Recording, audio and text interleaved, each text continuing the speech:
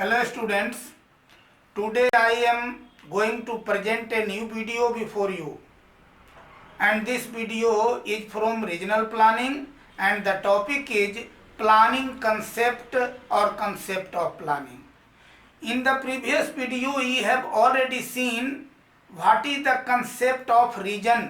Reason की संकल्पना क्या है, प्रदेश की संकल्पना क्या है, इसके बारे में आपने ऑलरेडी देखा।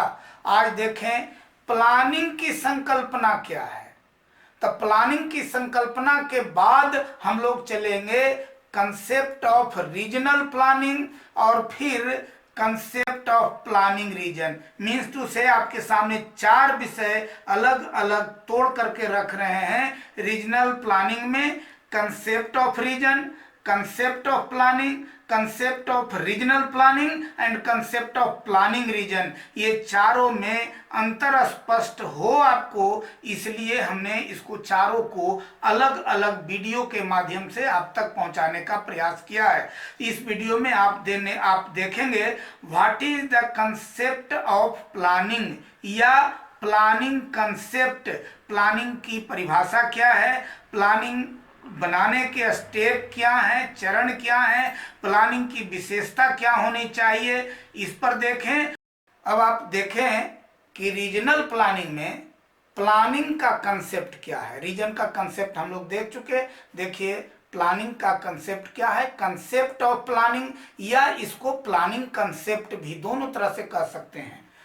तो प्लानिंग कंसेप्ट या व्हाट इज प्लानिंग में सबसे पहले देखें कि thinking before action takes place is called planning. Simply बात है, साधारण सी बात है कि कार्य रूप में परिणत करने के पूर्व की सोच ही नियोजन कहलाता है। Thinking before action takes place, जब एक्शन टेक्स प्लेस करता है, स्थान लेता है, उसके पहले उसकी पूर्व की सोच ही नियोजन है या योजना है। अब आपकी सोच कैसी है, आपकी सोच किस प्रकार की है। कहा जाता है, विद्वानों का कथन रहा है, well plan is half done. Planning अगर आपका वेल है, अच्छी है, तो समझ लीजिए कि आधा काम पूरा हो गया। इसलिए planning is the ability to scheme or arrange before action towards goal। लक्ष्य प्राप्ति की दिशा में कार्य के पूर्व योजना निर्माण की क्षमता ही योजना कहलाता है। आप किस क्षमता से स्कीमिंग करते हैं, आप किस क्षमता से योजना का निर्माण करते हैं, यह आपके एबिलिटी पर निर्भर करता है। इसीलिए कहा, परिभाषित कुछ विद्वान करते हैं, planning is the ability. Planning वह योग्यता है, किस चीज की योग्यता, टू स्कीम और अरेंज बिफोर एक्शन टुवर्ड्स गोल। एक्शन के बिफोर एक्शन के पहले जो स्कीम बनाने की योग्यता है वही प्लानिंग है, और उसकी दिशा टुवर्ड्स गोल होना चाहिए, लक्ष्य की दिशा में होना चाहिए। फिर इसको और समझाने का प्रयास कर रहे हैं। Planning is a detailed programme regarding future course of action, यानी भविष्य में संपन्न किए जाने वाले कार्यों की विस्तृत रूपरेखा ही नियोजन कहलाता है। जो हम भविष्य में काम करेंगे उसकी रूपरेखा पहले ही तैयार कर लेते हैं। तो पहले तैयार की जाने वाली रूपरेखा ही नियोजन कहलाता है, प्लानिंग कहलाता है। यह भी कहा जाता है कि planning is always done only for future and management is done only for the present.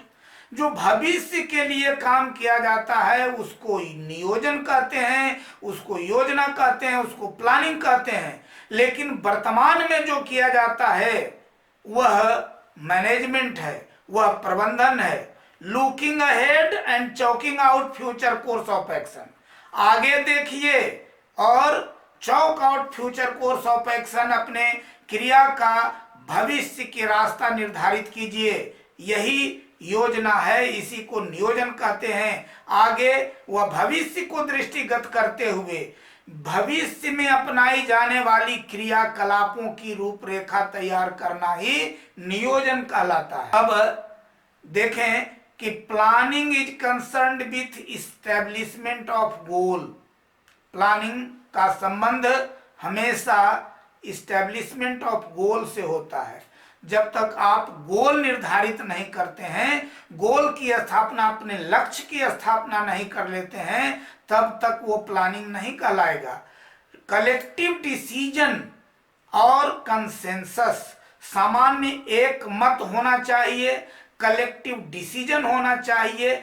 Collective decision के आधार पर, कंसेंसस के आधार पर आप अपना गोल निर्धारित करें, और वह गोल निर्धारित जो करते हैं वह प्लानिंग का इससे पर्याप्त संबंध है। जब तक आप गोल निर्धारित नहीं करेंगे, प्लानिंग नहीं कहलाएगा। Systematization of essential activities which determines when, where, how, who. 4 शब्द है। व्हेन कब, वेयर कहाँ, हाउ कैसे, हु कौन। यह when, where, how, who is going to perform in order to achieve the targeted goal is called planning. Systematization of essential activities, उस गोल की तरफ में जो भी आवश्यक क्रियाएं हैं, उस क्रियाओं को क्रमबद्ध कीजिए। जो क्रमबद्धता, उसी की क्रमबद्धता ही निर्धारित करेगी कब किया जाए, कहाँ किया जाए, कैसे किया जाए, कौन इसको परफॉर्म करेगा। इसको अपना टारगेटेड जो गोल है, लक्षित जो बिंदु है, उस लक्षित बिंदु को प्राप्त कैसे करेंगे, इसको हम प्लानिंग कहेंगे। The devices for the removal of difficulties, यह भी परिभाषा दी जाती है। The devices of removal of difficulties of a region, किसी प्रदेश की कठिनाइयों को दूर करने का जो उपाय है वह प्लानिंग कहलाता है। काहे के लिए, इसका उद्देश्य क्या है? फॉर गेनिंग बेटर और expected result in the future, ताकि भविष्य में हमको बेटर रिजल्ट की प्राप्ति हो, एक्सपेक्टेड रिजल्ट, उम्मीद जो रखते हैं उस रिजल्ट की प्राप्ति हो। यही प्लानिंग है, यही नियोजन है। Planning pattern of finding remedial measures to solve socio economic problem is called a planning, यानी सामाजिक आर्थिक समस्याओं को सुलझाने के लिए निदानात्मक उपाय, निदानात्मक उपचार का प्रतिरूप ही नियोजन कहलाता है। The fundamental management functions which involves deciding beforehand, वह शुरुआत करने के पहले हमारे सामने कुछ प्रश्न आते हैं। What is to be done, क्या किया जाना है। When is to be done, कब किया जाना है। How is to be done, कैसे किया जाना है। Who is going to do it, कौन इसको संपन्न करने जा रहा है या करने जा रहा है। यह निर्धारित करना ही प्लानिंग कहलाता है। अब नियोजन का कैरेक्टरिस्टिक्स क्या है, विशेषता क्या है। यह नियोजन जो है, प्लानिंग हमारा है, हमेशा गोल ओरिएंटेड अप्रोच होता है। यानी planning is goal oriented approach means to say no planning without target, no planning without goal. अगर गोल नहीं है तो हमारा प्लानिंग नहीं है। दूसरा, नो प्लान विदाउट गोल, स्पष्ट रूप से यह विशेषता बनती है। प्लानिंग विदाउट गोल और विदाउट टारगेट बिकम्स यूजलेस, उसका वह अर्थहीन है, वह बेकार है। No need of any plan without goal, यानी जब तक गोल नहीं आपने निर्धारित किया तब तक वह कोई प्लानिंग नहीं है। Managerial function, planning provides the base and periphery for the organizing, staffing, directing and controlling the events towards goal. लक्ष्य की दिशा में, लक्ष्य की ओर बढ़ने के लिए यह मैनेजरियल फंक्शन आवश्यक होता है, जो संगठन को बतलाता है, जो स्टाफिंग को बतलाता है, जो निर्देशन का कार्य करता है, जो नियंत्रण का कार्य करता है। यह इसकी विशेषता है। यही प्लान ऐसा होगा तभी हमारा प्लानिंग सफल हो सकता है। प्लानिंग की यह विशेषता है। Planning determines the strategy, planning ही रणनीति तैयार करता है। जब तक हम प्लानिंग नहीं करेंगे तो हम अपने टारगेट को पाने के लिए, गोल को पाने के लिए हम उसकी दिशा में बढ़ नहीं सकते हैं, और अगर बढ़ना है तो रणनीति तैयार करने का जगह मिलता है, रणनीति तैयार करते हैं। फॉरवर्ड लुकिंग प्रोसेस, प्लानिंग वह प्रक्रिया है जो अपने लक्ष्य की दिशा में आगे देखने को प्रवृत्त करता है, आगे देखने के लिए प्रोत्साहित करता है। फ्यूचरिस्टिक नेचर, इसकी विशेषता, इसकी प्रकृति होती है भविष्य, यानी भविष्य की ओर देखने की ये प्रवृत्ति मानव को बढ़ाती है। Planning is directly concerned with forecasting to future events, भविष्य में क्या घटने वाली क्या कौन सी घटना घटने वाली है इसके बारे में जानकारी देता है, इसके बारे में हमारा सोच को प्रवृत्त करता है, विकसित करता है। डिटरमाइंस फ्यूचर इवेंट्स, भविष्य में कौन काम करें यह बतलाता है planning. Planning is always related to determine and perform the future events. फिर है planning towards certainty of future, जब हम प्लानिंग करते हैं तो हम भविष्य में निश्चितता की ओर भी जाते हैं। फ्यूचर हमारा टोटली निश्चित अनिश्चित नहीं रहता, अनिश्चित प्लानिंग नहीं बनाने की स्थिति में रहता। जब हम प्लानिंग बनाते हैं तो भविष्य की बात में हम निश्चितता जरूर प्राप्त करते हैं, जरूर लाते हैं।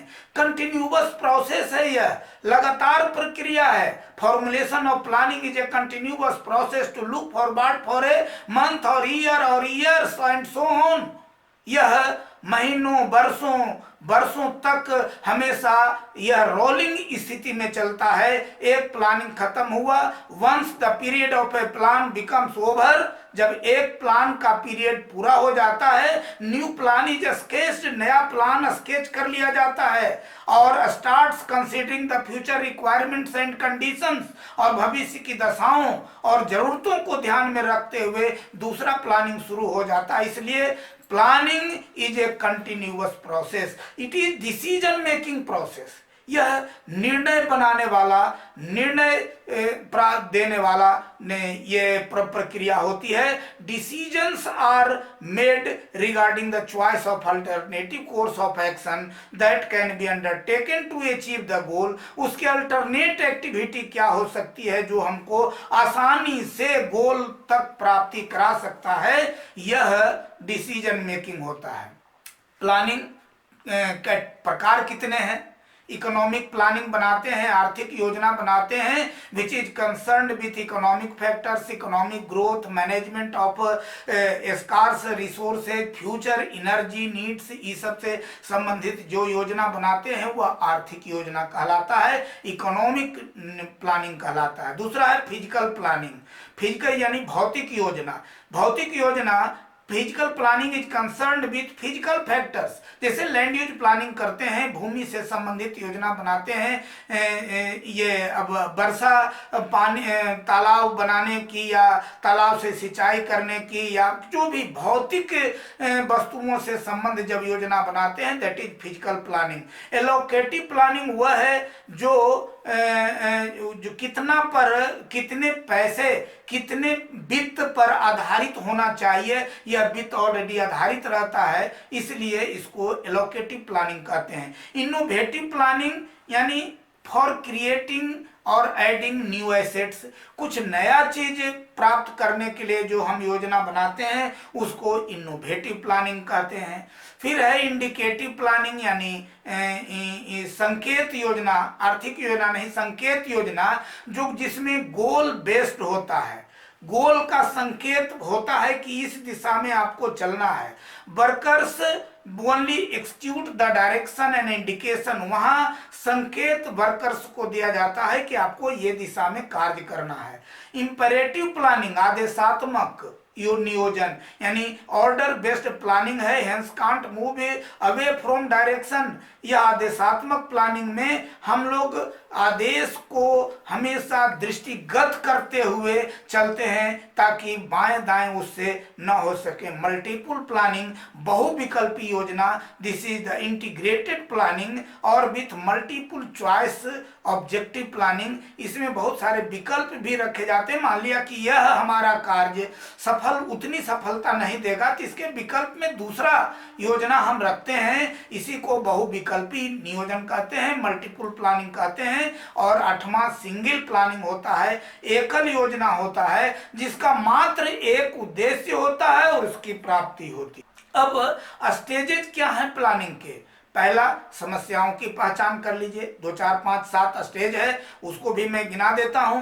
पहला काम, अगर if you want to do a planning, अगर आप प्लानिंग करना चाहते हैं तो प्लानिंग करने के लिए आवश्यक है कि गो टू योर फील्ड, आप अपने क्षेत्र में जाएं और सबसे पहले आइडेंटिफाई द प्रॉब्लम्स, समस्याओं की पहचान करें। समस्याओं की पहचान करने के बाद फॉर्मुलेट जनरल गोल्स, एक सामान्य लक्ष्य को निर्धारित करें। आइडेंटिफाई पॉसिबल कंस्ट्रेंट्स, आप भविष्य में जो बाधा आने वाली है उन बाधाओं को भी चयनित करें कि क्या क्या बाधाएं आ सकती हैं हमको। फिर प्रोजेक्शन ऑफ फ्यूचर सिचुएशंस, भविष्य में क्या स्थितियां परिस्थितियां बन सकती हैं ताकि हम उसको आसानी से फेस करें अगर आज प्लानिंग बना लें तो। इसलिए प्रोजेक्शन ऑफ फ्यूचर सिचुएशंस भी करना पड़ता है। Generation and evaluation of alternative course of action, alternative course, उसके बदले दूसरा विकल्प क्या हो सकता है, इसको भी हम लोग उत्पन्न कर लें, इसको भी हम लोग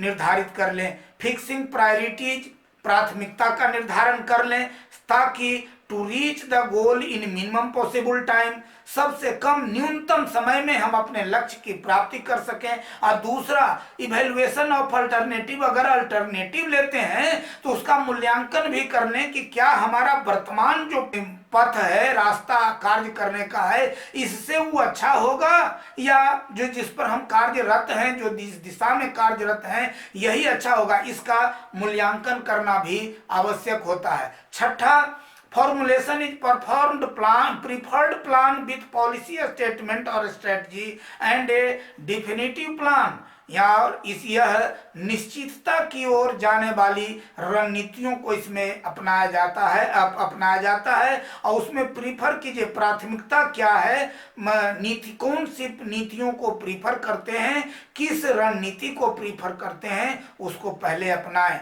इसके बाद इम्प्लीमेंट द प्लान, उसके बाद योजना का क्रियान्वयन करें और क्रियान्वयन करके उसका मॉनिटरिंग करें, उसको फॉलो अप करें। और वह अगर एक प्लान पूरा हो जाता है, उसमें कमियां हो जाती है, एकल प्लान को पूरा करने के बाद नेक्स्ट आपको शुरू करना होगा। Thanks to all of you.